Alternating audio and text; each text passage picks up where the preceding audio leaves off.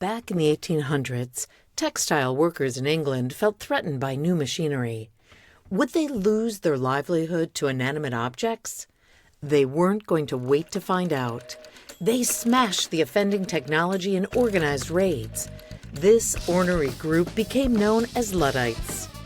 Today, if you resist technology, you might be called a Luddite.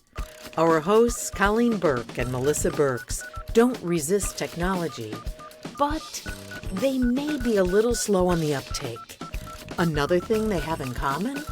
Both are north of 50 years old. This begs the question, as you age, are you destined to become a Luddite? Can you belong to AARP and have the latest PC? Let's find out. Welcome to Luddites Unite. Hi, everyone. I'm Melissa Birks. And I'm Colleen Burke. We are not related. We spell our last names differently. We are your co-hosts for Luddites Unite. This is a podcast developed by two fantastic over 50s women who loathe, sometimes like, but are learning all about technology. And we're glad you're with us. Today, for our pilot episode, I thought it would be instructive to bring along a guest, Leah. Why? Leah is 28 years younger than myself. She was born in 1994. I was at my second job. Why is that interesting? Because Leah and I lived together for 5 years as roommates in Los Angeles. So with that, that is Leah and Colleen. Let's start the conversation. All right. So, Leah, hi. Good to meet you. Hi. Good to put a face with a name and understand just who was dealing with some of the stories that Melissa has shared over these last couple of weeks. So I'm just going to start right out with closed captioning. I'm going to put those two words out there and you tell me what you know about Melissa and closed captioning. Yeah, just get right into it. I think, Yep. well, Melissa and I, like you said, we lived together in LA, and we met through school, and then we moved out to LA at the same time through our university's internship program, and we both wanted to stay in LA after our internships. We knew no one else in the city, and we were just kind of looked at each other and said, should we live together? It's either you or, some stranger from Craigslist or whatever. So we were okay, and so honestly, the process was so quick, it didn't occur to me at the time to think that it was weird that I was living with someone almost 30 years older than me. See, I thought it was weird to live with someone 20 Did years. you? Yeah, I did. I mean, kind of. I mean, you didn't say anything. Well, what was I going to say? I mean, I don't know. You could have found, I guess, a different roommate, but I think it didn't occur to me. And then slowly, as you live with someone, you start to notice things. And I think, to your point, the closed captioning was probably, I think, the biggest generational divide was me always having to tell or show Melissa how to turn on the closed captioning. First of all, needing closed captioning. That was my next question. The fact that she needed it is one thing. Huge thing is like she insisted, because we'd watch stuff together, and she'd be like, "You have to turn on the closed captioning," and I'm like, "Why? I hate closed captioning. It covers like you miss so much. You miss so much. It's very distracting, and I don't like it." But she insisted on it, and then she would never know how to turn it on, and I would always have to do it for her. And it just became a joke where anytime she was watching something, even if she was watching something on her own, and I was just strolling through the living room, like, I would just see her, and I would know, because she would stand up, like, she would stand in front of the TV and just stare at the remote like it was this foreign object or something. And I would just sort of wait a second, and I'd be like, do you need me to turn it on the closed captioning? And she'd be like, yes, please. I blame the back button. I blame that back button, man. I don't understand it. What about it? Why go back? Why can't I just keep hitting OK? That's the problem. It's not. I mean, it's not me. What's the difference between the back button and the OK button? What is the back button? One's the OK button. Totally different. Right. But once you learn it once, you don't need to ever learn it again. I'm like, it's the same thing, but for some reason, she couldn't figure it out. And I always thought it was so funny because I was like, you can do everything else. You know how to log into your, log into your account. Yeah. It's a smart TV. You know how to navigate the smart TV, but that was like her kryptonite, and she couldn't figure out how to do it. And so there was that, and then she had that old cell phone that I hated. She had this Tell the tipping point. 10-year-old brick, like It wasn't a brick. That's an exaggeration. That's an exaggeration. It was so I couldn't. This was my thing with Melissa, where I was just like, I couldn't understand why you would want to use it. That was my thing. This thing does not work. It's dropping calls. It's not. One time we tried to call an Uber, and the Uber couldn't find us. This was the tipping point. Leah claimed the GPS was not working. You could see on the map that the car was circling around our apartment, and it couldn't. And I think the guy was saying, "I can't find you" or something. No, we actually could never communicate with the guy. Oh, okay, yeah. So I freaked out, and I was like, "It's because your GPS doesn't work because your phone is a decade old." And she was like, she didn't believe me at the time. And then like 2 weeks later, it was like 2 weeks later, it died on you, and you ended up having to go get another phone. Oh. And I was like, isn't your new phone better? Isn't it nice to have a functional phone that works? And it was the same thing with your laptop. Like, your laptop was so old, and it would take you 30 seconds to open a web browser.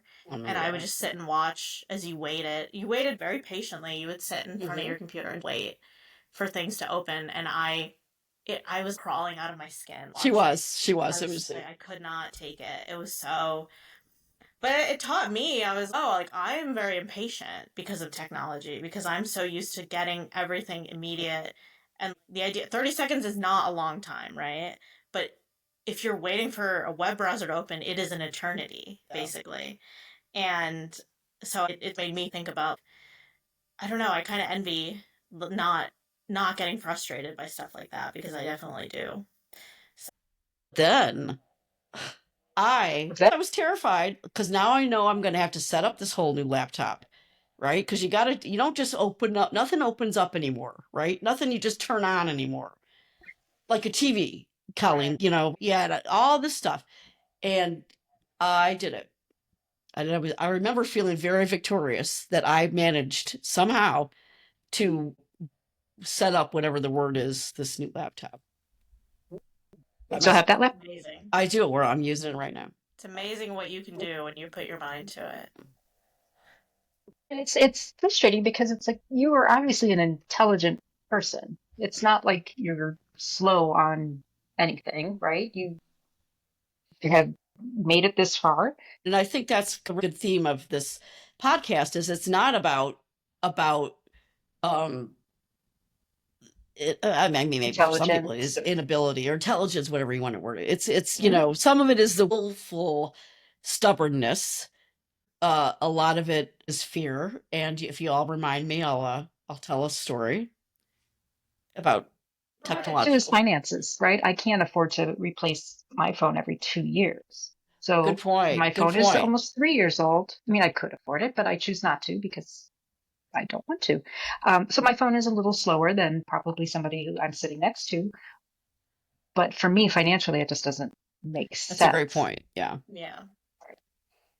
And, I act like I grew up walking to school uphill both ways. I'm not that ancient, but I guess there's this part of me that doesn't necessarily want to spend money on that. There's other stuff I want to spend my money. And Colleen, of the three of us here, you have 2 children, and you also had the finances, I assume, of buying their technology, right? When they were young.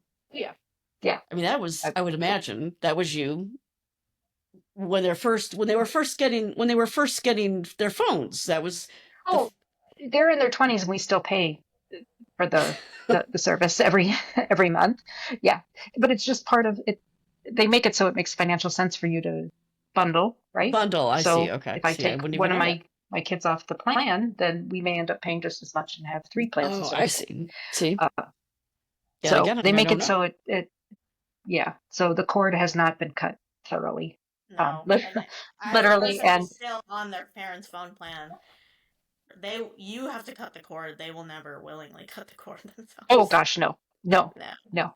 I don't expect them to. The only thing, gosh, I think one still lives at home, one does not, but she uses our Netflix and our Oh yeah. whatever. So Don't that makes tell financial anybody I sense, said though. that. That makes the financial sense for you. Oh, for her it For does. well, for her, for you.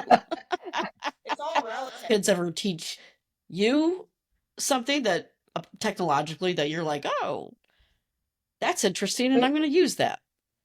No, I would say they make fun of No.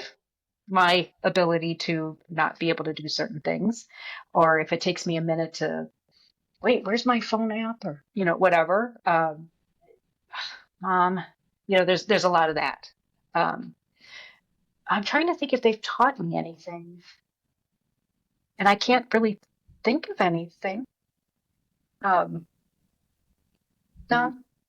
I think that's more just the frustration of how do you not know that you can do X, Y, Z. Um, the only thing I will tell you is that if I go somewhere with them where we need tickets, I automatically give the kids the tickets. So a concert, The digital tickets. a ball Oh, Yeah. game. because of the digital Yes, tickets. because Yeah. I don't want to be the one to fluster and keep everyone in line, Oh, behind me. I've embarrassed them more than once at the check-in point where you have to show your digital ticket Yep. to scan to get into somewhere. Yeah. So I just give it to them, let them just tell them there's four of us and walk us through. I don't want to have to be that person. Right.